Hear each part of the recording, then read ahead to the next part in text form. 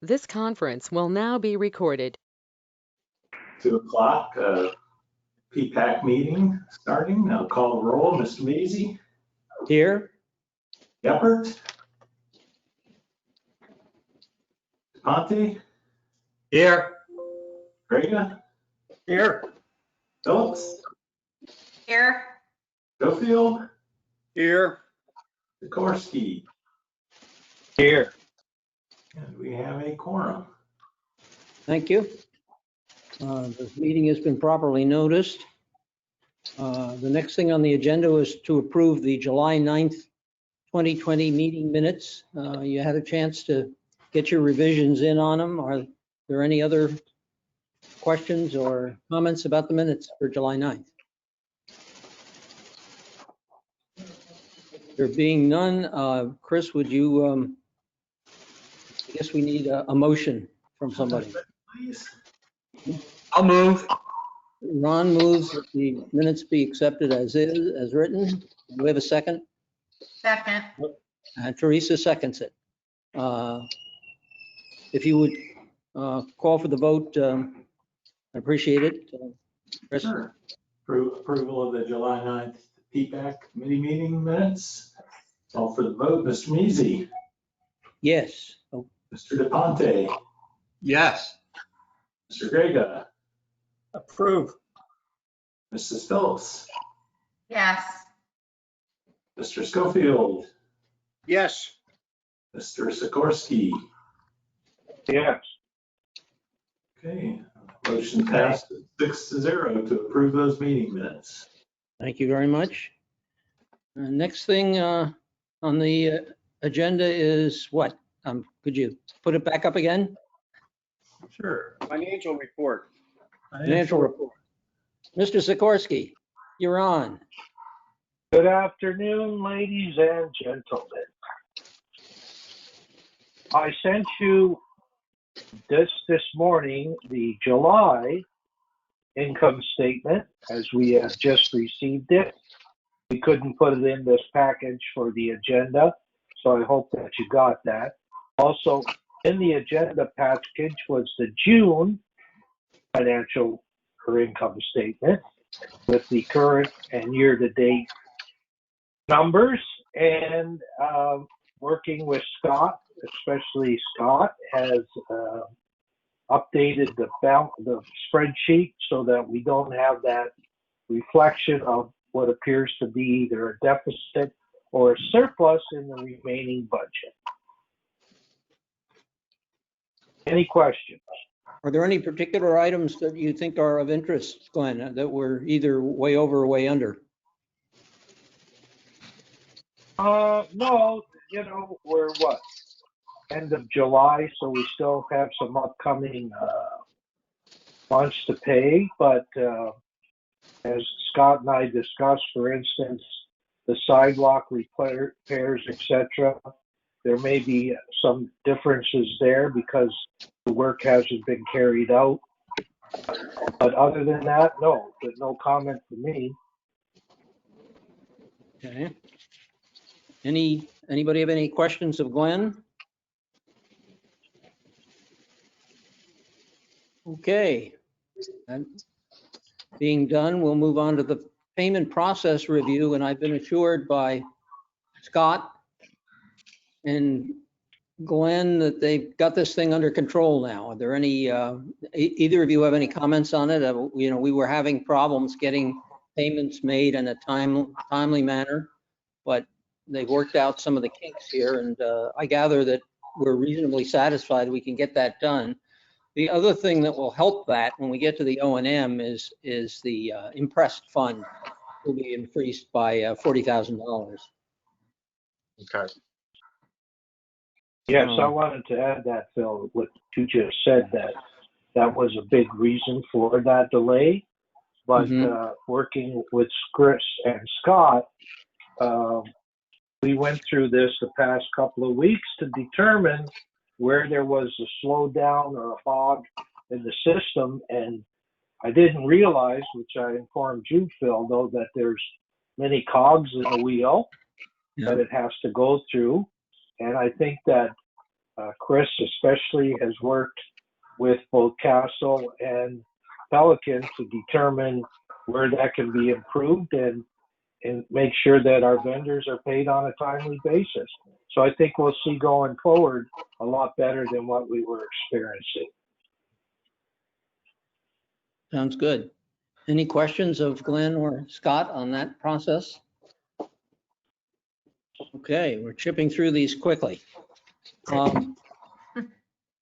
The budget, I think the only thing to discuss here is we finally got that $100,000 credit that we used, that we took from the reserves effectively. So we're, rather than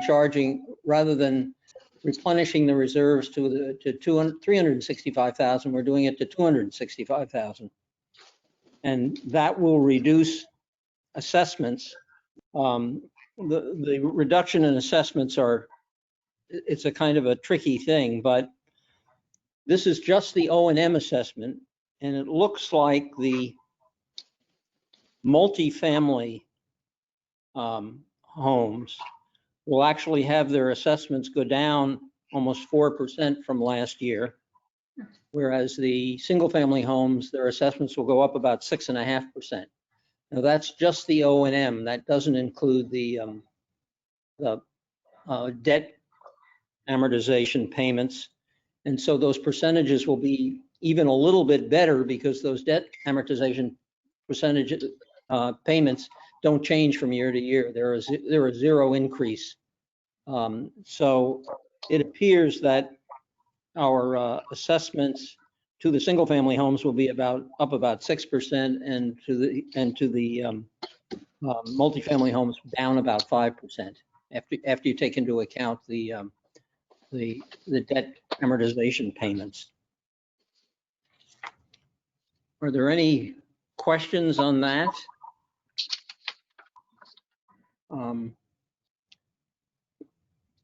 So in total, we did pretty well. We're only up a percent or two in total. So I think that's very justifiable given the kind of expenses we've been facing. Glenn, you and I probably ought to get together, and I keep promising you this, to write some kind of a letter that we can send out to the community explaining the process and how much the increase is and where those increases have come from. And by the way, that increase that I talked about in total, which will be, probably 2 or 3%, at least a chunk of that is accounted for by the fact that we agreed to take the O&M expenses from the community association and put them on our books to the tune of $93,000. And that's an expense that, although it raises people's non-ad valorem assessments from us, the community association will be able to at least use that to reduce their assessments by an equal amount. Now they may have other things they're going to have in their budget, but at least they've got that $93,000 in their pockets. So it doesn't really will not cost the members anything net for us to make that payment. I do have a question. Sure. Will this go to the CDD for approval? Chris, you can give us I believe there's a public hearing on the budget and then an approval. Is that right? Yes, sir. The hearing is on the 20th of this month, and I think they moved it to the church over there rather than the CDD offices. Well, Chris, I'll you can. welcome Mr. Gephardt to the meeting. He's online now. And the board will have their regular meeting on August 20th at 3:00 p.m. And they will convene a public hearing on the budget at 6 p.m. And that budget, they'll take public opinion and at that meeting finalize the budget and adopt the two resolutions to formally adopt that budget. So that final approval should take place on the 20th. And what we've done is the board meeting will still be held here because it was advertised as such, but we have another remote location over at the Gateway Trinity Lutheran Church, where we'll have a large screen TV, a monitor, and a webcam set up. And they just finished a $2.5 million renovation of that property. And we'll be one of the first groups in there, but we'll have plenty of room for seating with social distancing, and then people can get up and make their opinion right there if they don't want to do it remotely. And that way, if somebody can't fit the meeting room because we only have about 6 places, they don't have to go out to an air-conditioned spot. Chris, the letter that went out, the first letter about the budget, really said, it mentioned the debt amortization payments, but it only covered really the O&M expenses. I assume that a later letter will show both assessments. The final letter will come out, and that what it did show is just the O&M because the debt had been previously approved. So, and also you'll be including that assessment methodology adjustment. So all that will be included in the notice after they set the final budget. Okay. Any further questions Yeah, Phil, about the budget? Yeah. I have one question, and I've been on longer than I showed up. Took me a while to figure this out. But Phil, you were just talking about the $93,000 that was moved from Community Association to us. Yes. You were just mentioning that. Yeah. Is that correct? And That's what correct. did you say that gives it? Because what I was saying is, and I don't know how much you caught of it, but that the total assessments will only go up a couple of percent. Now that's an increase for the single family homes and a decrease for the multifamily homes. But if you take the blended assessments, they'll only be up by a couple of percent, and a big chunk of that is accounted for by the fact that we took on that payment, which will be offset when the community association does their budget. Okay, so that's all I want to make sure I was clear. We are expecting a corresponding $93,000 reduction in the community association budget. That's correct. Now, the community association has other things in their budget, but they will take into account the fact that they got $93,000. Yeah, just so it's very, very clear to the residents that whatever that number comes out for the community association. Yep. The one thing I would find disingenuous is if we paid $100 last year and we're going to pay, or $10,000 last year, and we're going to pay $10,000 this year, and the community says there's no increase, when in fact they should have been paying this year $10,000 minus the $93,000 that went over. That's right. And follow what I'm trying to say. Yeah, no, and I am going to encourage them. I've already put said something to them about when they present the budget, they ought to show that as a separate number. Well, I didn't think they ought to. That absolutely should be shown to the resident. Anything less than that is right. It's disingenuous. It's just not accurate. That's right. That's correct. So they ought to show what the total would be without that, and then that's a reduction. And so correct. They then arrive at anything other than that complete transparency is a misrepresentation of their fiscal responsibility. Okay, great. We're together. 3 more. Okay. Any other questions on the budget? Mr. Chairman, Glenn here. What is the distinction in Pelican between a multifamily and a single family home? The distinction, there are 7 communities that are considered to be multifamily homes, and those are the condos and the carriage homes, the fourplexes. Okay. So there's 7 communities, And they're not, as you know, Casella is not built out yet. They're one of the multifamily communities. But when all the multifamily communities, when Casella is built out and sold, there will be 830 homes in the multifamily communities, the 7 multifamily communities. So Very it's good. Aviano's, Considered to be multi. Aviano's, Sienna, Villadonna, as well as Ravenna, Palazzo, Ravenna, and, Palazzo, Sienna. and Casella. And those determinations are made by the Department of Revenue Code that's under that parcel. We had a question that came up about the duplex units. There's some in Matarita, but when you look at those, the DOR code Casella's is, darn near done.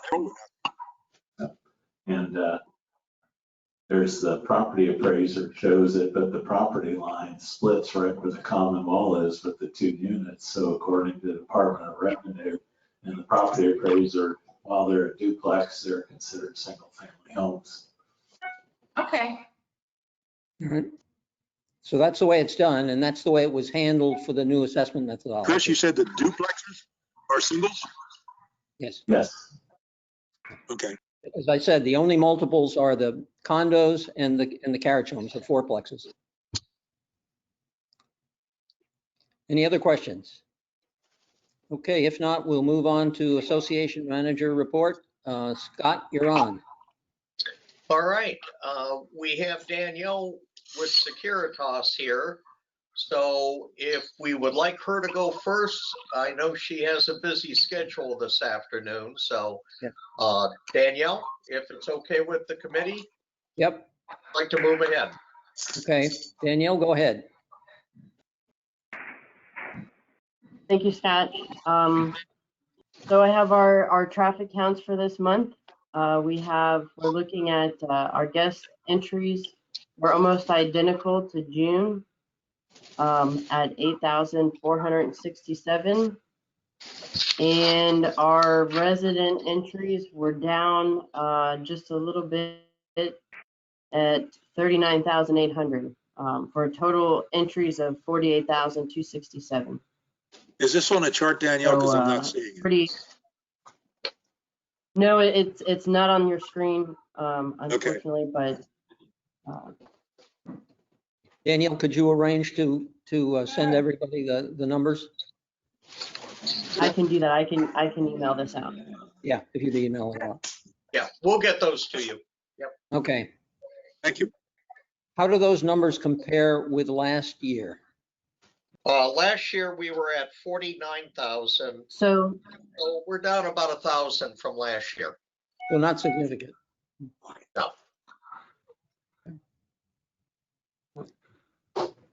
Any other questions of Danielle? nope, it looks like a normal summer.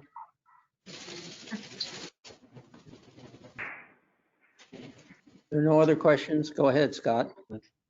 All right, Danielle, thank you for your time. Thank you, Danielle. Appreciate it. Thank you all. Thank you. All right.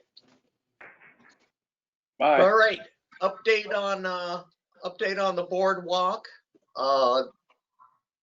We're still going through the final phases of getting the approval to move ahead for putting it out to a public bid. I understand that it's going to be brought up at the meeting on August 20th. Is that correct, Chris? Yes, it is. It's on the agenda. So at that point, we'll put it out to public bid, which is a 30-day process. And then we will be able to pull the permits and start the work. So it's looking like now we probably will not start work until October. So that's the latest and greatest. How far is that behind the original schedule that we had?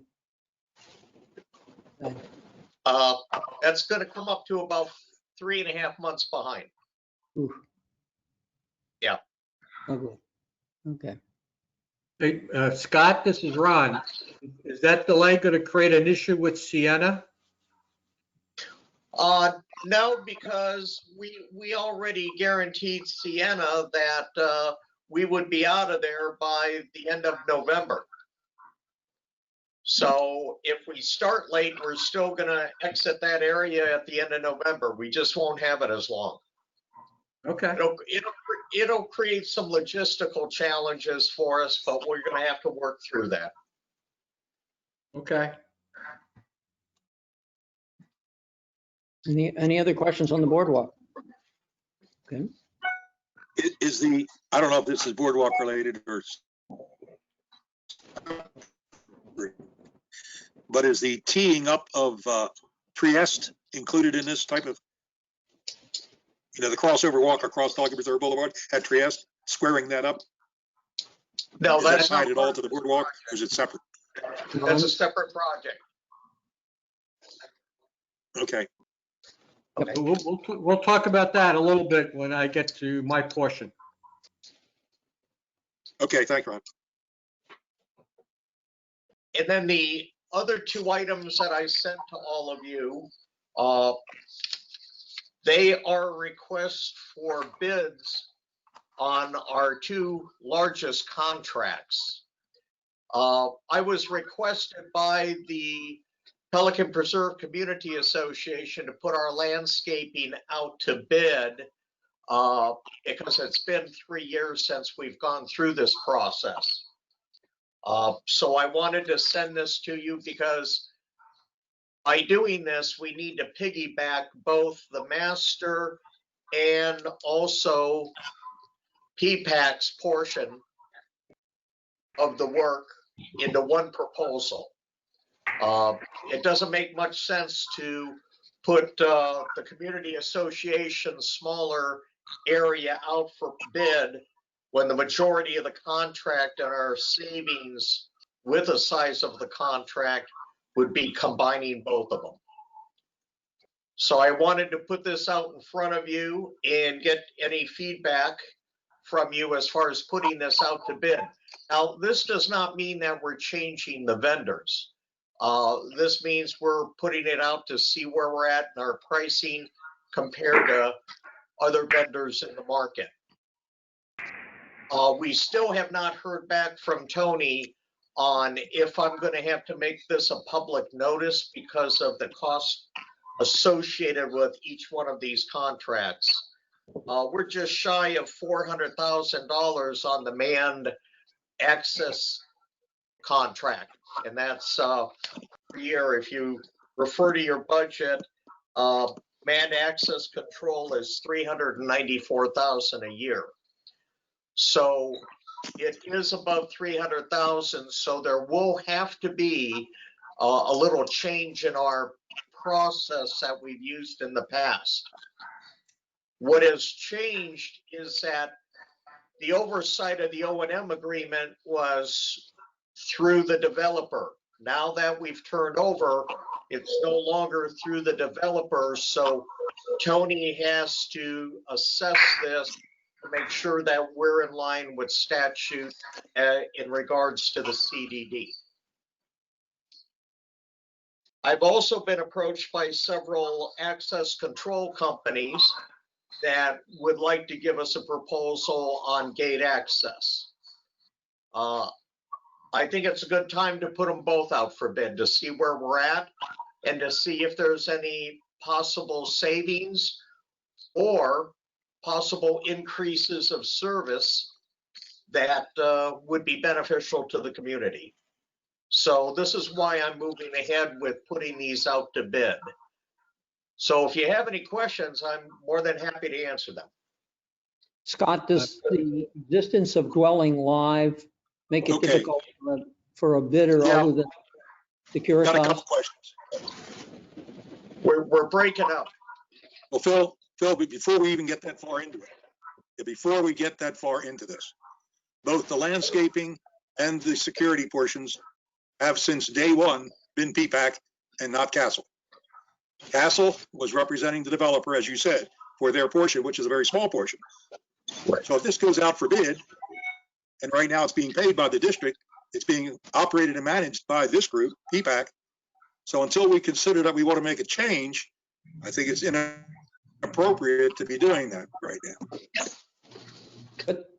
But in the past, I know it's gone out from us, but hasn't it been conducted by Castle on our behalf? It is. All bids have only gone out from us. This Castle assumption has been something that's been not brought up to this group, PPAC, to make the change, but something we've kind of just morphed into. But if we're going to make the change, then we ought to do it, formally with CDD concurrence, because they're the ones that paid the bills. They're the ones that let out the contracts. Castle only did things and prepared for the developer. This is a major change in focus and responsibilities, because we vetted the contracts, the district issued the contracts. You follow me? And if we're going to go back to that, I'm not opposed to doing it to the community association, whatever, but then all the monies and everything that goes with it should go to the community association. You can't do it half-assed. You can't have Castle leaving out contracts that are a district issued contract. And conversely, you can't have the community association spending money that the PPAC is responsible for. So we got to get our ducks in a line. And this right now is premature without some serious discussion. I don't question the need for a refreshed bid. If we do that, and that's a great idea, then we do it through Schumacher. At this point in time, Bob, as a collecting agency, the taxing agency. Sure. Bob, I have a question for you. Based on a lot of the records that I have, even though when it was actually a PPAC expense, it was actually signed by the developer in the past. For the developer's portion. Well, Gateway has their own signed contracts. both. Gateway has signed contracts because we did the bidding, we did the vetting, Right. and we awarded the contracts. Right. At one time, Phil, I think you might remember this, but we were told by WCI that they were changing security companies. And we told WCI and we told the security company that if they did that, then they better be prepared to pay for it. Because the contracts that we issued were the ones we were going to pay. And because WCI was doing it across a number of communities. And they excluded us from that process simply for that purpose. We raise the money, we issue the contract, we pay it. And if somebody else wants to go and issue a contract, more power to them. We weren't paying it. So Bob, just quick clarification. So I have an idea. So performing an administrative function by requesting a proposal is not appropriate because we're not for contracts issued by the district. You can do it for anything you want for ones that are administered by the community association. Absolutely. But not for Castle shouldn't be issued and talking about contracts that are issued by the district. Then my question is I've already been involved with the contractual agreements, all the administrative work, the oversight for the bridges and for the boardwalk. What's the difference? Because all of that has been generated here within PPAC. That is correct. We asked you to do that for us. Okay. Well, I mean, well, isn't he asking us to do it for him now? That's why I'm bringing this to attention today. Teresa, go ahead. I said, isn't he asking us to do it for him now? Yes. That's not what I heard. What I heard was the community association asked to look at this. No. They originally asked me to look into their portion. And because PPAC makes up so much more than the PPCA, I was asking this group if they were okay with putting these out to bid.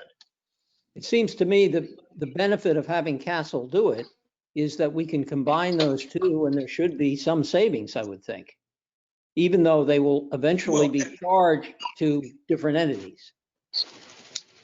Well, again, I'm not opposed to the idea of it, but I think we need to do it the right way. I think we ought to transfer all the responsibilities from PPAC and CDD to the association and the corresponding monies.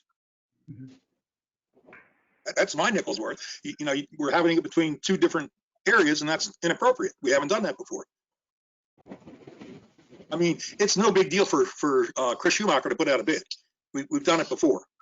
Whether, you know, just redo what we currently have existing until such time it's appropriate to merge it. And then we will merge. But we're just doing it ass backwards. I mean, transferring part of the money already from the CCAA to us. Now we're trying to do the opposite, to take things we've appropriated money for and it's going, and the work's going to them. We need a methodology. This can't be hit and miss by topping. This is Ron. You guys have confused me completely. As I understand it, what God is asking is for Castle to put out a request for a proposal. He didn't say anything about approval, just a request for a proposal. But my question to Scott is, who's going to evaluate those proposals and who gets to approve those proposals? Those proposals would be approved by PPAC for both the landscape and for manned controlled access gate control. And then the other portion would be for the community association to review and approve. Okay, so you would be approving that portion that we, CDD/PPAC, are funding. Yes. Okay, so then it seems to me No, the it's real not only question funding, here. Ron. Wait a minute. It's not only funding, Ron. The contracts we are existing on today were issued by the CDD. They were not issued by council. The security proposal today was issued by the CDD. The landscaping proposal today for CDD controlled areas was issued by the CDD. And there's nothing to preclude the CDD from getting more recent bids. Yeah, the inquiries that I have in my hand both state Pelican Preserve Community Association. They don't mention PPAC at all. Both inquiries are going out under the Pelican Preserve Community Association. That's why I sent those for you to take a look at. Yeah. So they haven't gone anywhere. It's a proposal. That's all it is. It's a draft of what we had on file. Okay, and my nickel's worth in this process is that if those bids are required or proposals are required, it ought to go out under CDD since they issued the contracts that we're operating under and they pay them. We're operating under. Okay. That doesn't mean we can't get a combined price. I have no problem with that, Bob. We're talking two different things. Scott, I'm trying to educate everybody else that's not familiar with past history. Okay. I was merely doing the administrative function. I'm sorry, Teresa, go ahead. I have a couple questions. Number one, do our current contracts expire after 3 years? No. So they go on in perpetuity until we go out for bids and get a new contract with someone? That is correct. Pretty much, yeah. Okay. They're kind of automatically renewed unless someone has exception. I do agree, whether Chris does it or Scott does it, that 3 years would be a good time to look for other bids in case there has been a difference in price. The contracts are, the proposal stating the contract's only good for 2 years. Yes. But Joe, they automatically keep going. All of our contracts do. Would we not be better served just to put down 3-year period? There's an automatic renewal. It's a CDD format for all contracts, regardless of what they are. Yeah, and I think that's good because, I mean, we don't want to get into a situation where our current company gouges prices because we're going out for bids. Yeah. Okay. Is it the consensus of the group? I'd like to hear from some other people that we ask Chris to, in effect, or Scott to work with Chris to to put these bids out. I would I don't have concur any with problem that. with that. Hmm? I agree with that.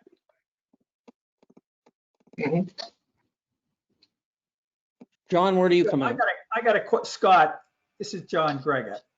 Scott, you're really doing this for information basis. I mean, a lot of times you send out a request for proposal just for information. Does it matter that we as PPAC are getting the information before any contracts are actually let?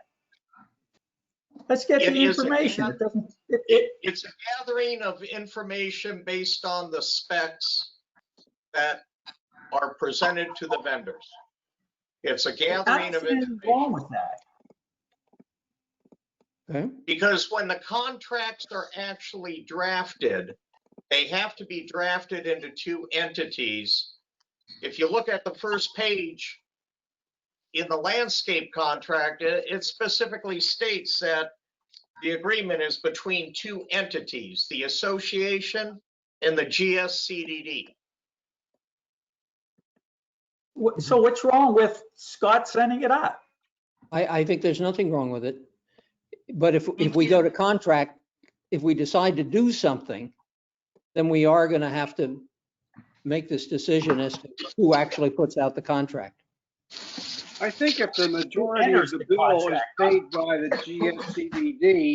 GSCDD should be the one requesting the bids and then working with the community association for their smaller part of it. If the community association has the bigger part of the bill, then they should take control of it. The problem we ran into here, I think, is that when we were reviewing the O&M budget, there are lines for both of these contracts. And Bob, I think you were the one who made the comment is, do we look at these? Are we optimizing them? And so Scott, who works with Glenn to put together the budget, I think took this to heart to go out and find out, are we optimizing this thing? I totally agree with that. And it should be done for his portion of the bill. Yeah. So what's wrong with We've already Scott? optimized. We constantly watch our portion. Scott, why don't you go ahead and proceed with what you're doing? Okay. And then we will. For the Community Act, for the Community Association portion, and Chris will do it for our portion. I will. I'll tell you what. Nothing wrong with them being done jointly. How about if I just work But with whoever signs Chris the check ought to have something to say about where it goes. Is it okay? Unless we, as a group, want to shift all of those responsibilities to the community association, then that's great. That takes work off of the district, and eventually, Phil, it should reduce our, support staff payment to them. But we're already paying. Go ahead, Scott. To do it. Why would we want to put more things on Castle to do it when we're paying somebody to do it? We shouldn't be paying anybody. One or the other. That's all I'm saying. How about if I just get with Chris and we'll work out those details and piggyback the proposals together? Chris, can I count on you on that one? Sounds totally reasonable then. Okay. Chris? Format it any way you like. Done deal. We'll take care of it. All right. And remember, for the group, we're not talking about right now with woods and wetlands and conservation areas, but we have the same thing. We have conservation areas that PPAC pays for as a separate entity and the CDD. We have conservation areas that Scott pays for. Well, they're not, we're calling them conservation, but they're not truly. We have green areas that Castle maintains for the community. We, PPAC, don't tax for that. The community association does. Okay. We've got a number of things that fall in this kind of category.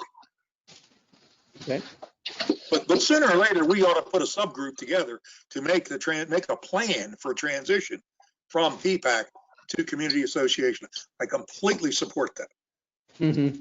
But let's not do it piecemeal, one at a time items. That's why I was opposed to the 90,000 movement. We're doing all this on an ad hoc basis rather than having a plan to manage it. And I'll be quiet now. Okay. Are there any particular questions on the proposals that Scott is putting out? Well, the only comment, Scott, I assume that like landscaping services, whatever we put out the bid is going to be identical to what exists today. The That frequency of cleaning, is- the topping Yes. of it all off. Yes. And the schedules for the additional services such as pine straw and tree trimming.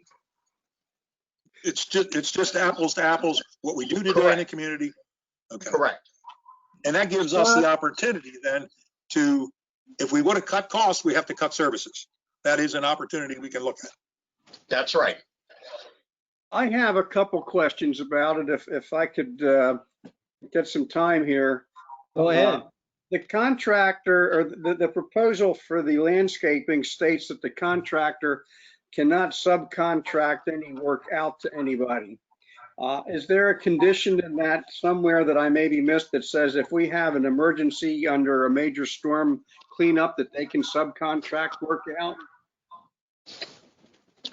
I mean, we don't have any problem with this. Here's the difference, Joe. This is a proposal, and then we're in the contract. We're in another contract. So this is not a contract. This is a proposal, and then whatever's negotiated would be built into the contract at the time of the approval. So if it's to our benefit to allow them to subcontract work out, then that would be allowable in a contract that states that it's not allowed? No, it would be stated in the contract that it is allowed. Okay, so the people who comply to the quote have got to make that change in there then. They need to make that distinction. Well, that would be discussed after the vendor's selected on how we want the contract worded. I would have thought you would want to have that done so everybody's bidding on equal terms. Yeah. Well, I mean, the They only still time are. that right now, our hurricane cleanup and recovery is done through Ameriscape. Right now. And the Yeah. only thing that they bid out, or the only thing they subcontract out, is pine straw and tree trimming above 14 feet. Because they don't have the expertise to do that. Are they also now having another company do the chemical treatments for spraying around the community? Because I've seen a different name associated with that. Have they maybe split their company into one group for pest and pesticides and another for landscaping? I didn't hear the question. They have divisions. You are right about that. They have two different divisions. Okay. So that still is one company. Yep. But to Joe's point then, Scott, you say they do sub out the tree trimming above 14 feet. They do sub a couple of things out. So Yes. shouldn't the bid, to Joe's point, shouldn't the bid papers show that you can subcontract stuff out? Yeah, we're just going to have to add specific details on that. They're going to have to provide who their subcontractors are. But then we should state that in the proposal. You're allowed And to I'm subcontract. okay with that, Joe. Maybe we have to have final approval on who they contract with, or make sure they have proper insurance and coverage. I agree with that, Joe. Okay, thank you. I'll make that part of the proposal. Thank you. Joe, you had another question? Oh, yeah, there was a comment in there about trimming around the exterior lighting. And I've noticed coming down Pelican Preserve Boulevard, if you look at the exterior lighting, we have a number of lights that are in the trees. And I'm assuming that what we're doing is asking people to make sure that they trim trees so that the lighting is efficient and we're getting all the lighting that we're supposed to be getting from those lights, rather than having the light being reflected back into the sky by trees. Mhm.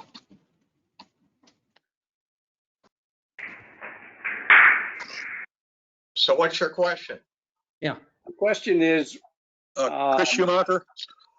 Yeah, Chris Schumacher. Yes. To should not Joe's original question about cleanup due to a hurricane, what did we do in Gateway when that happened? Was that in your contract? Did we do something different, Chris? Well, the contract that you folks had emergency pricing for hurricane events. It was already there. So Okay, that way it gives you a set price and also keeps you from getting gouged in the event of a storm. You already have the preset prices for debris removal, trimming, et cetera. so Gateway had it covered in theirs, Scott. I don't know what you got in yours, but okay. Same thing. It's the same thing. Okay.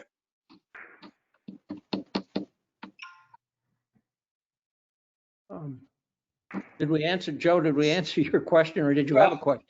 I just like to state that I suspect if this contract is typical of contracts, we have a lot of lighting on Pelican Preserve Boulevard that is up in the trees. So maybe we should not only be enforcing that in the future, but we should be enforcing it currently.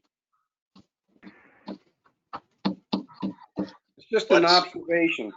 Well, what's written in this proposal is different than what's in our contract. Okay. So Well, that's we're gonna have understandable to, then. we would have to allow for additional funds for tree trimming to get that done. Okay. Right You know, now, we don't. As a side note, I was rereading the city documents pertaining to the Pelican Preserve special rules and regulations in the city guidelines. And it specifically states that live oak trees should not be planted closer than 50 feet within each other on Pelican Preserve Boulevard and tree line.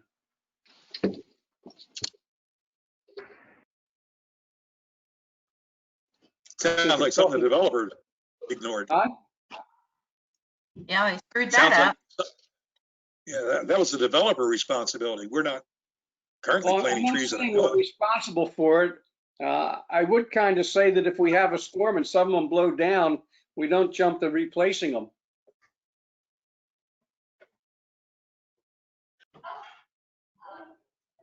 Okay. It's Glenn. Getting back to the proposals. Scott, how do you determine who to select as contractors for the proposals? Well, it has to do with a variety of things. Are you currently working with the vendor? Is their bid realistic? I can tell you, especially with landscaping, there's a little, our current vendor knows the margins.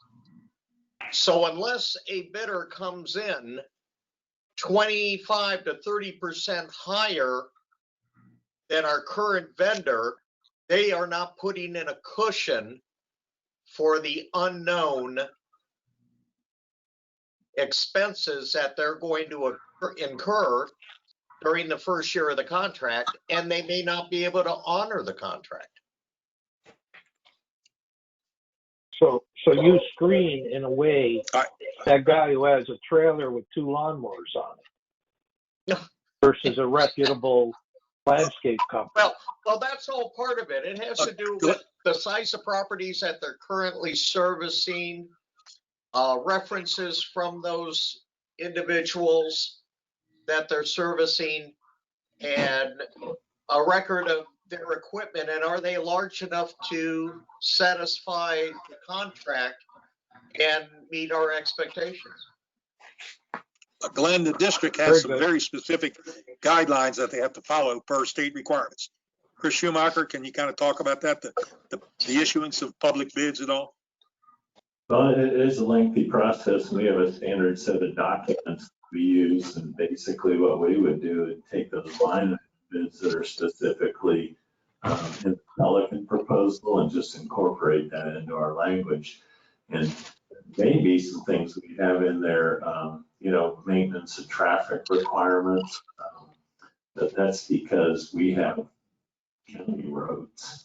Griffin and Gateway Boulevard versus you having CDD roads, but we would still have those maintenance and traffic requirements in there. If they're out there working on the boulevard. There's a specific pro form that says what they have Yeah, to that do makes to ensure it's fair. very good.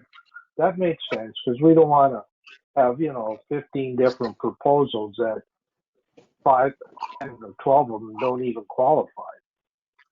Glenn, I think if you look at the questions that are in the proposal that's outlined that Scott put out, you'll see he asks the kinds of questions that would knock out the little mom and pop shops from bidding on Thank the site. you. Thank you. The proposals look very thorough, Scott, and the questions are very, very applicable to each project that you're working on. I'm very impressed with it. Okay.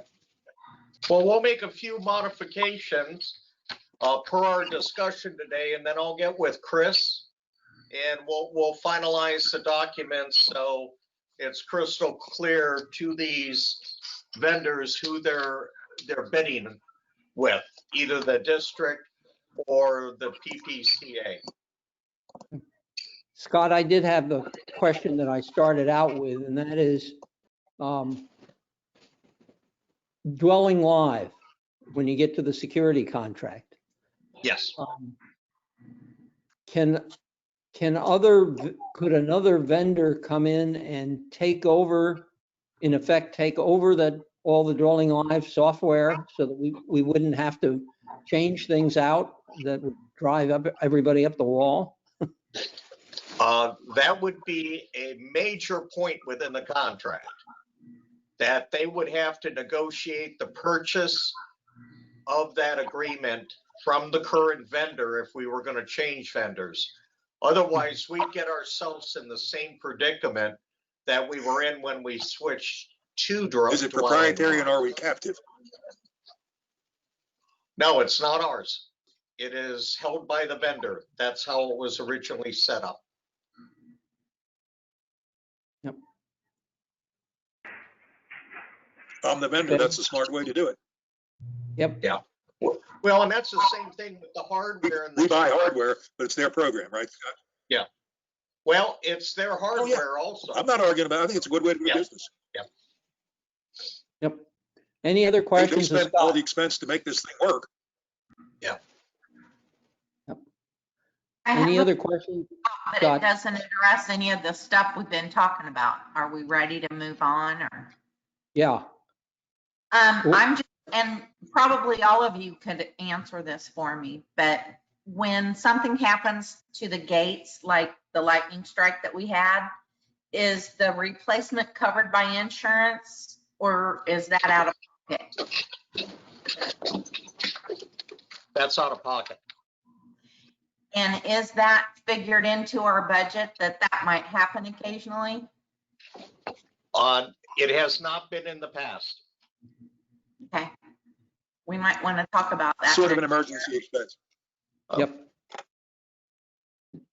We That's all I had. fortunately, Teresa, but you're right. We ought to, when the next budget go around, that needs to be considered. At this point, we're probably okay because we have extensive reserves that we could use to cover it. But that ought to go in the budget. We do have that $100,000 emergency fund. I mean, You're that's an right. emergency. Could use Yep. that. Yeah, Mhm. okay. Yep. Thursday. Yep. You can't possibly foresee everything that could possibly happen. Sure. That's why you have the reserves. Okay. Scott, anything further? I don't have anything else for the committee today unless you have a question. Any questions of Scott? I'm done. There being none, we will move on. O&M agreement. John, you're on. I sent information to all of you right before the meeting that had to do with Tony Pierce's email. There's only 2 major changes. And I assume all of you got that. Do you have any concerns? Page 4, section 9B. I will read it again. We're deleting the last sentence and replacing it with the following. The parties agree that the new retainer amount will be $130,000. Any change to this retainer requires a mutually executed amendment to the agreement. And the reason I think Tony put that last sentence in there would be that we don't have to keep changing the O&M agreement. We can just add an amendment if that dollar amount ever changes. No changes to page 4, section 10A, and section 7A. Change the second sentence 3. The budget shall contain a management or administrative fee associated with the association's duties and obligations under the maintenance agreement. Though that will be the only change with the new addition of our responsibilities with the with the community association. Mhm. Any questions? Yeah, John, well, let's start. Are you making a motion that we recommend those two changes to the O&M agreement to the CD? I am making that motion, and I'm also going to, if it's approved, take it to the CDD. Yes, well, the motion should be that the PPAC recommends it to the CDD. Correct. Yeah. Is there a second? And then we can have discussions. Second I'll to that? second. Okay, Joe seconds it. Okay, discussion. Chris, maybe, why don't you poll each of the members to see whether people have questions of John? Sure, I'll go right down the line. Ms. Macy, I have none. Mr. Gephardt, Let me ask you a question about the O&M agreement. Is the rear gate part of our O&M agreement, rear security gate? I If it didn't hear isn't, then that. I have no questions. no. Is the No. rear security access egress, if that's not part of this, I have no questions. No, Okay. it is Mr. not.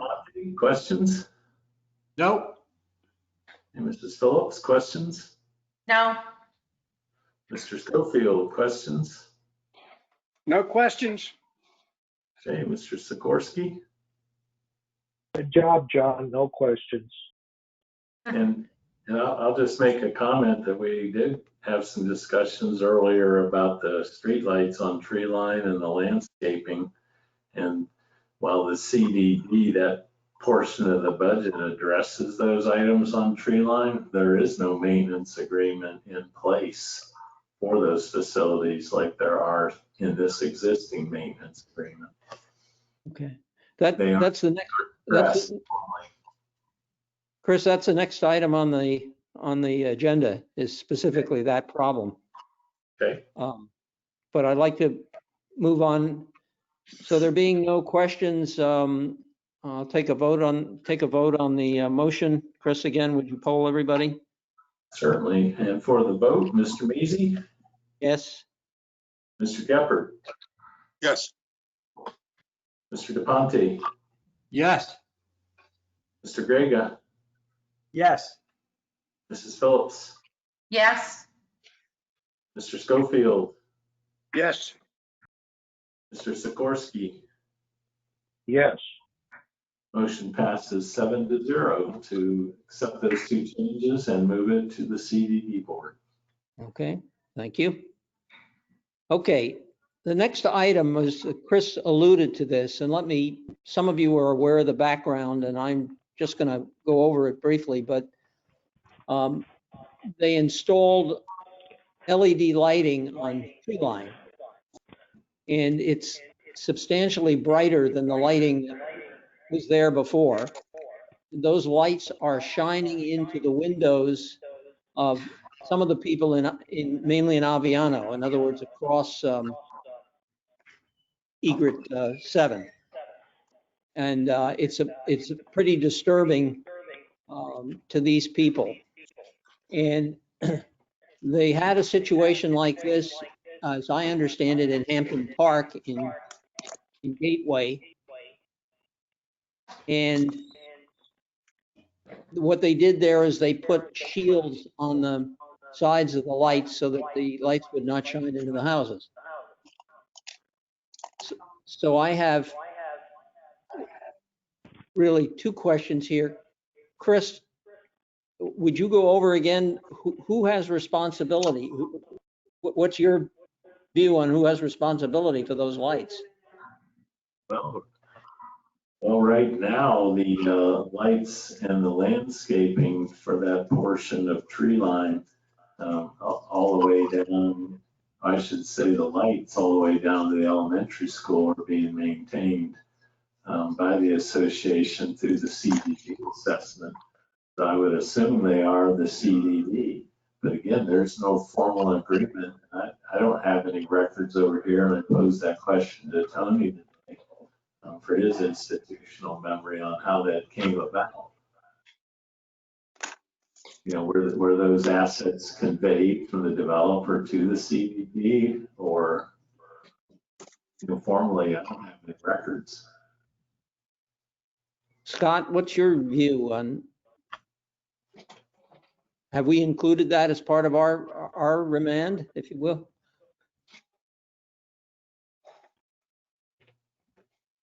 I'm not hearing you, Scott. Your mic is off. Sorry. In the past, those lights were, repair and maintenance was to our budget on the O&M agreement side. Okay. So it was funded in our operational budget. Okay. Was that part of the shared expense? Yes. Well, Mhm. yes. Part of it depends on where they're at. Chris, do we have And any remember, idea? everything from the firehouse down to plantation was an add-in after the community was well established. Mhm. You know, it only went from Colonial Boulevard to Pelican Reserve Boulevard with the firehouse initially, first 4, 5, 6 years. We're talking about Colonial down to the entry, really. Oh, Colonial till the end. I thought we were going all the way to plantation. No, well, this particular problem only involves that portion of it. But it sounds Okay. like we have the responsibility for it. Chris, do we have any idea what it cost Hampton Park to put these shields in? Oh, it wasn't expensive. I think it was a little under $200 per light. Most of that cost was getting the lift and putting it on. They're just basic folded pieces of It's like a steel. rain spout gutter shield.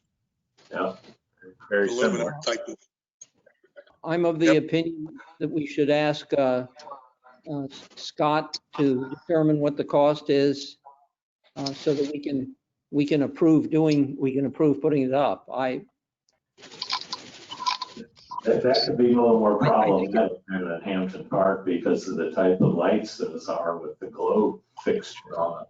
And if we were dealing with LED light fixtures there where we just had to screw a shield into the back of them where they were shining into Hampton Park with those globes, it could be more expensive. 18, 20 inches long. Scott? If I may suggest, Yep. In globe applications, what I've seen in the past is you paint the exterior of the globe in a flat black paint to stop the light from going back into those yards or back towards those yards. Mhm. Otherwise, it's going to be tough to keep those light shields on those globes. Scott, could we ask you to look at a way to do this and get Sure. back I'll take a look at it. and get back to us? Yeah. Does everybody agree that we're responsible for this thing? Our poles, yep. I think there are. So, It's to benefit our residents. So, you know, Yep. we need to do it. Yep. But I'm Okay. also sure that we're not the first community that's ever come up with this. And I like Scott's idea of the paint versus a reflector. I do There may too. be other You alternatives. know, We just need to solve the problem. Yep, put a Mylar decal on it or something. I mean, there's ways to do it. Yeah, Okay, This is we're- Rod. Let me just toss in here. Oh, do we have that same issue through the community? I mean, we're replacing a lot of light bulbs with LEDs. I haven't heard a lot of complaints other than Mr. Forrester on this issue. But is that potentially an issue we might have to address across the boulevard as well as Cypress Grove? Ron, that was a concern I had several months ago because I have a street light across the street and they were putting LED lights in, and I have to say that it hasn't bothered me. So some folks might have an issue, but it turned out my fears were not warranted at all. We did have an issue in Siena, I recall, on the Pelican Reserve Boulevard portion years ago, but it was remedied pretty quickly. well, Wouldn't It it is be cheaper to annoying, and I just agree buy? with you, Bob. If there's an issue, we should take care of it. yep. Let's solve this one. And if it comes up again, we'll address it. I think it was a pretty Let me- simple fix in Siena. Okay. Yeah, let me chime in. I think Bob Forrester, is that you online? Yes. Bob is the gentleman who kicked this off as me? well. I didn't know, Can Bob, you- if you're there, if you wanted to say anything else? Can you hear me? Yes. Yep, we Yes. can hear you. Okay. I'm on the phone and the meeting. Yes, we I'm get going to it. walk away. I'm going to use the phone. I'm not too tech savvy. Yeah, thank you very much. I just want to thank the committee for actually for your help in putting this on the agenda. I've been here since 2015. I'm the secretary treasurer over at Aviano now, and it seemed to have started a couple years ago. I noticed, but it's gotten progressively worse. The lights have gotten so bright, but I just want to thank you all for focusing on the issue. I don't think necessarily this might be a problem for all the units in Aviano going up and down tree line because of the way the carriage homes are situated, depending on the line of sight to the street lights. Certain units are probably impacted and some may not be. But I haven't, I don't have that information for you. I know certainly the unit I'm in is definitely impacted. There's probably about 5 lights. They don't have trees in them, shielding any of the light, and we're very close to tree line. And obviously it's intense. You can't sit out on the lanai at night. It lights up the unit inside. You can't glance outside. So be that as it may, that's the issue. So no, I just appreciate whatever you can do, and hopefully it's doable. And as I said, I don't know if it would be worthwhile if it's an all or none proposition here, or if we can cherry pick certain lights to remedy and leave it at that, or is it probably just best to do them all? I don't know, whatever. Hey, Bob, this is Bob Gephardt. In order to not waste money, if you would take it upon yourself to get a list to Castle and start out the ones you personally think, and then if we hear about it later, we'll spend money again later. But I agree with you. We shouldn't be spending it everywhere if we don't need it. Okay, yeah, and that's why I agree. That I'll be glad to do it. But there's so many absentee owners here that it's going to be difficult for a while, certainly. But if we could, if you approve the project here, even on a small basis here, I could probably work with somebody to identify the lights that are coming into our unit and probably the ones to the right of me as well. I don't know the best way to do it. It would probably have to be at night when they're lit up and have someone out on tree line saying, "Is this the light? Is this the light?" Well, that's why I'm wondering if it might be cheaper to just reimburse the owners for buying blackening shades. What? Well, my husband used to work nights, and so he had to sleep during the day. And there are shades that you can buy to go over those that block out all of the light. Yeah, Teresa, they're talking about being outside on their lanais and the light's really uncomfortable. That's not inside the house. Bob, it's Glenn. What's your address on Aviano? I'm at 9356 Aviano, unit 201. So that's about halfway down. Yeah, that's on if you're on the egret course, it's the 6th toll. As you come out and you come onto the 6th toll, that's the unit you'll pass. 9356. It's on your right hand side if you're driving in the golf cart.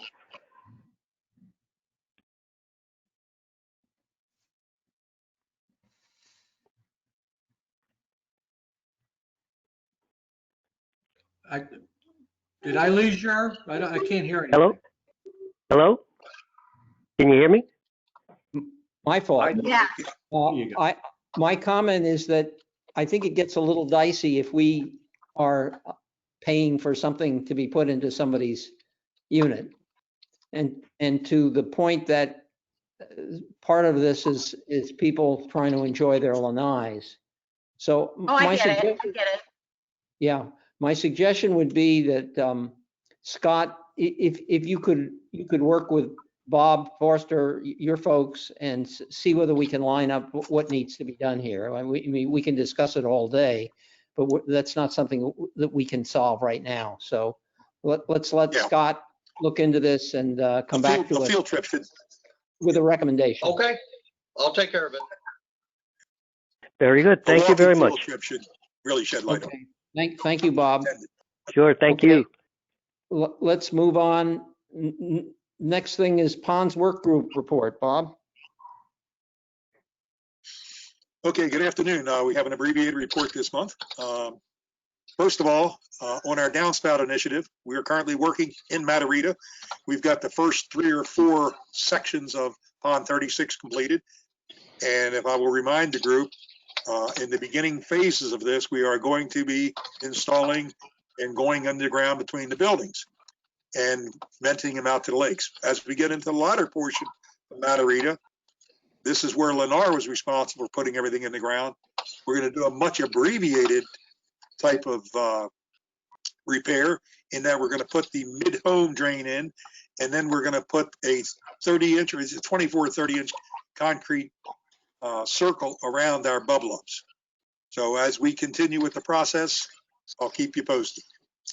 On aeration, I'm very happy to say that Lennar actually paid for providing electric to the 5 ponds that their contractor screwed up. The ponds are primarily in Matarita, Prato, and Pistoia, and we had one in Palazzo. So now the electrical cabinets are in, the aeration meters are all in, and the only issue that remains is getting meters from FP&L to provide service to these. In some cases, we have the meters, but we got FP&L to turn it back on. So we're making good progress on aeration. We did 5 other ponds that Lennar installed, and we've upgraded them to our standard. So I would say by the end of the year, aeration will be completely finished for our community. They are currently installing new service entirely to Pond 13, which is the golf driving range, and to Pond 1, which is the one pond that's over in Colonial. The only issue we have with Pond 13 is that we have not been able to get a meter yet, and we are working on it. So again, that'll be maybe the next 30 days. Pond 1 over in Colonial, we have a problem with boring under the street and determining who needs to give us permission. Colonial Country Club is working with us. We're okay with their portion of it. And now we're dealing with the city of Fort Myers. But again, that should be coming very, very soon. The installation of littorals on our ponds. I don't know if you've been looking at them, particularly for the Cypress Grove communities, but a lot of the littorals have been installed in the last 30 to 45 days. And it's moving along quite well. The only issue we may or may not have with this is if the fish decide to eat the littorals until they mature enough to grow. That's a TBD. We're working on that. On the web, We are in the process of having all utilities within Pelican Preserve be an electrical utility, a gas line utility, cable utilities, fiber optics with hot wire. We're putting all of that information on our GIS website, and we are working with the community association to get all this accomplished so that everybody can use the website for a multiple of things other than just ponds. Scott's still here. I don't know if you've seen a reduction in your billing yet, but a lot of the electrical aerators have been moved. Well, all of them are that I know of. And keep on top of that if you would until we get everything converted. So I don't know if you've seen that. I've not seen anything yet, Bob. Okay, because then we should be able to adopt the budget down a little bit, and that'll give the community association a little, wiggle room. Probably won't be more than 10,000 a year, but it's something. Yes. Will the website be helpful to Hotwire?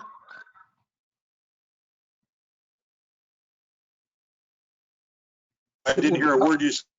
It'd be helpful, it'll be helpful to the homeowners, Joe, but I'm not sure that Hotwire thinks it'll be that helpful to them immediately. Okay, thank you. I could not hear the question. Whether the GIS will be helpful to Hotwire. Am I getting through to you? Yes. But you're not hearing us?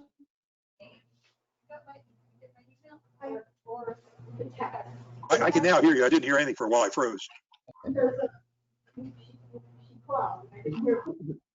The question was whether the GIS would be of value to Hotwire.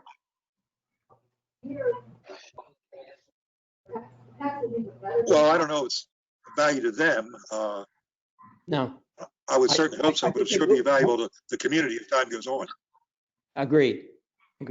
And I might mention on the GIS, Bob, that the Communications Committee has got its presentation, and we're going to approve it in a week or so on publicizing the GIS. Yeah, well, Donna Spotto is great to work with. I mean, yeah, we just want the service for the residents. It's going to be a good thing for us. Yep. I think that's all I have this time. I have some questions for later on, but nothing more related to ponds. We're in very good shape. We're spending still a lot of money on downspouts, but we're still staying within budget. Any questions of me? Bob? I just have a comment, Bob. At the last meeting, I mentioned that Prado residents were concerned about Lennar putting their trash in the ponds. And I've since found out that that Lennar's not doing it intentionally, but when a big wind blows up, some of their stuff gets blown into the ponds.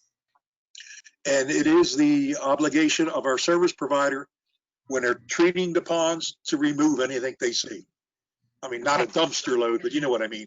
If there's a styrofoam cup in the bag, yes.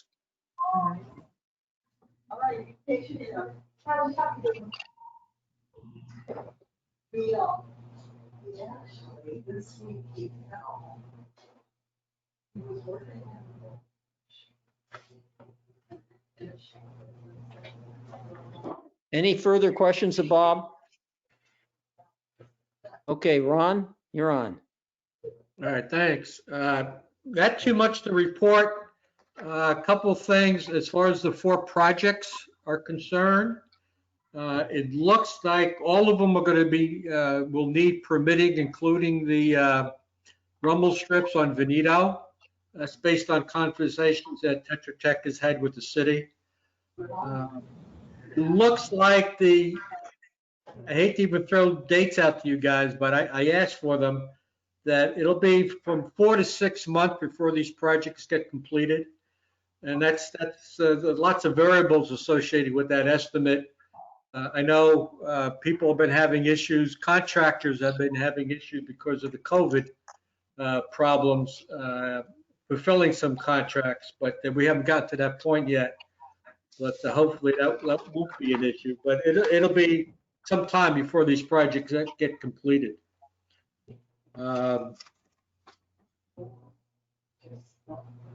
The only other thing I've got, I know there's been a lot of correspondence out there concerning the intruder incidents that we had a few weeks ago.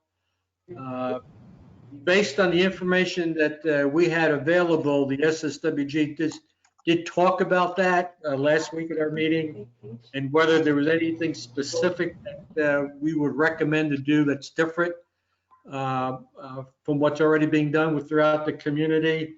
Our consensus was that there was nothing specific that we need to do other than alerting people to what's happened, cautioning people to make sure their cars and their houses, et cetera, are locked up. But we have initiated a review of the post orders. It's been about a year and a half since that was done. So we've taken on the task of looking at that. We've already got some comments from some of the members about how we can make those post orders a little bit better than they are. So that's going to be ongoing. I think actually that's about it for me. Any questions you guys have? Questions from anybody? For Ron? No, Hey. I- Hearing none, we will move on. Phil, I have a question and I'm not sure it belongs to Ron. Had to do with the construction entrance, a lot of that communication from Tony Pierce. What is the status of that? And is this under Ron's group? Well, we kind of started this thing a few months ago. Some of our members in the SSWG talked about, these are people who weren't here, 15 years ago when this thing first came to a head, about why we didn't have the back gate to the community, et cetera. So we started a little data gathering project, if you will. And that information's been shared, some of it with you guys, certainly with the community association. Based on that effort, the community association, maybe Phil wants to add into this, they've taken that on as a soon near-term project to take a look at creating a emergency exit / entrance in the back.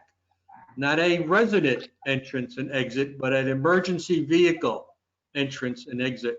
And they're working on that pretty forcefully. I don't know, Phil, if you want to add anything to that. Yes.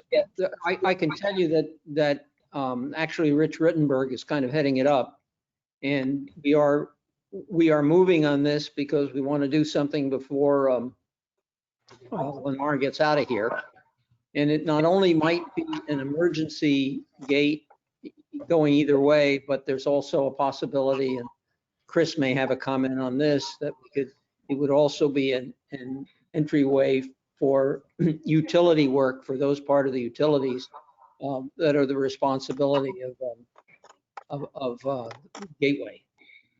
So it's definitely something that's moving forward, but it's not, it's kind of been taken out of the SSWG's hands.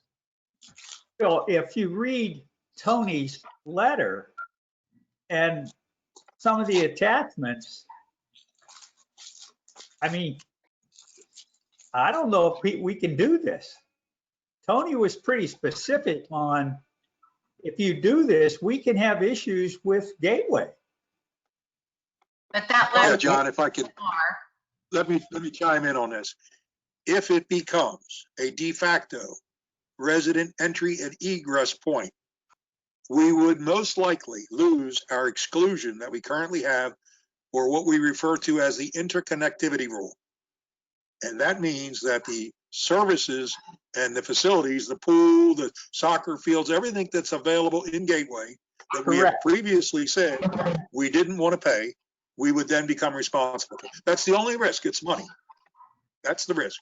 As long as it's emergency, well, of course it is. But I mean, as long as we're talking emergency and utility only, that doesn't qualify to violate the connectivity. John, the Are we only sure thing I that can doesn't with Tony? Is that John- being clear with Tony? John, I can only tell you that the people working on this are well aware of the problem. Are they And- working with Tony? Yes, they are working with Tony. They have all the information that you saw. They are working with Tony. They are working with all the parties that are involved in this, that include Lennar, include the CDD, and they're well aware of all the things that are going on. Yeah, I think there's something that specifically excludes that second entrance in our DRI, but that, you know, They are working that whole issue. They're looking Everything's at the, negotiable. yeah, they're Sure. looking at the DRI. Sure it They're is. looking at all of the things that are involved in that situation. Well, it was And a if very. I'm living if I'm living way back in Number of Pistoia, comments, I CDD might want to have that meetings, second entrance regardless of the cost. I don't know. Joe, you had a You comment? got to have some sympathy for I'm these just people. saying, it was an issue at the CDD meeting the other day. Mhm. I mean, the CDD was talking about that the other day, and I think Chris had some comments, which I forwarded to everybody. So Right. it is an issue that the GSCDD is actually looking at also, along with Tony. Yeah. Current practice is we have residents violating it. That's the Yes. current practice. If that continues and we don't step up, we may have a financial liability. Any more questions on that? Okay, Gateway meeting attendance schedule. I assume there will be CDD board meetings on the 3rd and 17th of September. I don't have all my notes here. Who's covering the meeting on the 20th? Is that That me? might be Wolfgang. Glenn was I signed up thought it for it. was, yeah, that was Glenn signed up. Fine, okay. All right. So we have the 3rd and 17th of September. I'll take the 3rd. Bob, you're taking it? I'll take the 3rd, yeah. Okay. 17th of September. I'll try. Maybe I'll be over my trauma by then. Okay. Oh, we'll leave that to Teresa. Joe, I was listening in on the meeting, last week's meeting, and I got cut off, and I tried to get back on a couple of times. I couldn't get back in. I figured you decided I was doing a good job, Phil. I was just trying to listen in, and it just didn't work. Okay. Committee member requests and audience comments. Bob, I think you had a couple you were going to make, no? Well, if we weren't going to, you know, we've discussed the rear gate, which was the main thing that I wanted to bring up. That's all. Okay. Other comments? The only person I know of in the audience is Bob Forrester, I guess. And Bob, do you have any more comments? Your mic is not on. Oh, now it's on, right? Yes. Yep. Right. Oh, no comments. Thank you very much. Okay, thank you. Well, yeah, Nice to meet you, Bob. Nice to meet y'all. oh, excuse me, I'm Cecilia Haas, from Go ahead. Casella 2. Okay, enough to two. Go ahead, Cecilia. Go Would ahead. I be able to ask a question, please? Yes, please, go ahead. Yes, thank you. Okay, there was reference made earlier to a municipal guideline about oak trees on tree line. This is something that's on the minds of the people in Casella and some other communities here about oak trees and/or black olives that Lennar is installing and the potential for concrete damage and irrigation system damage with the roots. And the question is, of any guidelines municipal that could possibly affect here within, and we could perhaps show them to Lennar, perhaps do a little negotiating. Joe, you have been, I believe, up on oak trees. Well, as I stated, I was looking at the documents in the city for the special Pelican Preserve Building District, or whatever they called it. And I was surprised to see that they specifically state live oak trees should be planted 50 feet apart And obviously they aren't. My concern is they look beautiful, but the damage that they're going to cause down the pike is going to be horrific, and it's going to be a continuing and adding expense. Everybody I've talked to about hurricane preparedness says you should trim those trees out before hurricane season. And we obviously do not have a program to do that, which would tell me we have potential for even greater damage, particularly with one exit, the oak trees planted so closely. There was a moratorium placed on planting live oak trees, and Lennar went to planting the olive trees in place of that. It's just an issue that sometime down the pike, not maybe while I'm living here, but somebody's going to pay a horrific price. I know Gateway and Chris could support this. They had one incident that I remember them talking about where one resident got hit with a $10,000 bill for fixing their side of the oak tree in their property. That's astronomical. That's a rare case, obviously, but it's something that I think the master board and PPAC should be looking at, and perhaps working on a program to thin those trees out over a long period of time, and cleaning up what is going to be a problem down the pike. Oh, that's very helpful. We have a letter that was addressed to GL Corporation, apparently, but it's from the city of New York. I mean, the city of Fort Myers. I'm historical, sorry. The city of Fort Myers, and they actually said it was a cease and desist, no more oak trees. But yet Lennar continued to. So we're not sure if we have any recourse. See, I have the feeling that the Residents Alliance, Carol Brocky, had done quite a bit of work on the issue of oak trees. Okay. And my suggestion would be that you get in contact with her. Absolutely. Scott? Bill, I was on Carol's committee for oak trees, and it just kind of faded away a couple of years ago. And it's been a moot point, and people get very upset when you mention it. I know we have a neighbor here that said everybody can go try to sell ice to Eskimos. She's not taking her tree out. When we took almost 90% of the oak trees out of our community while they were still young. Which community is that? Karina. But we had some residents that objected, and we weren't forcing people to do it. We were strongly suggesting they do it. But we had a couple, and one woman just said we could all, pardon my French, but she said we'd all go to hell. It'd be a long day before she'd take hers out and we could sue her. Unfortunately, the insurance policies, Chris, you might be able to confirm this better. If a tree falls in your property, it's your responsibility, not the person who had the tree in their yard. You're responsible for cleaning up the parts in your yard and fixing up damage to your property. Well, if it damages your home, we would remove it, but if it just falls on your property, they would leave it to the homeowner. Yeah, as a condo, our concern is the potential damage to the neighboring sidewalks and the irrigation systems and the fire alarms and all that other stuff that's right in the same root bed, basically. Mm-hmm.